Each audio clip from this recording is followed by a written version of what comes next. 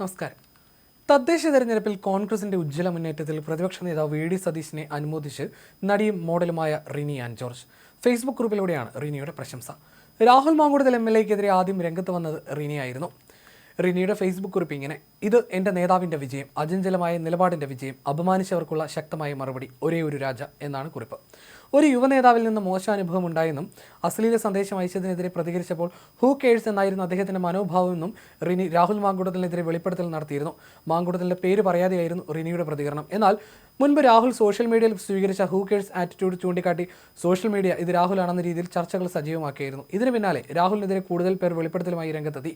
യുവതിയെ ഗർഭചിത്രത്തിന് നിർബന്ധിക്കുന്ന രാഹുലിൻ്റെ ഫോൺ സംഭാഷണവും ഭീഷണിപ്പെടുത്തുന്ന സംഭാഷണവും പുറത്തു വന്നതോടെ വിവാദം കൂടുതൽ ശക്തമായി.